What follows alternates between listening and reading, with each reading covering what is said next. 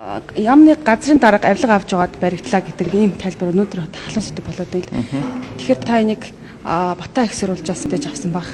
Батлагдаагүй байгаа юмыг зүгээр зарлах хэр зохимжтой. Тий, баталгаатай. Байгаль орчны яамны байгалийн нөөц удирдлагын газрын дарга авилга авч яагаад яг аль дэмжих гадаа саатуулагдсан. Тэрийн та нар өөр сурчлаа л доо. За.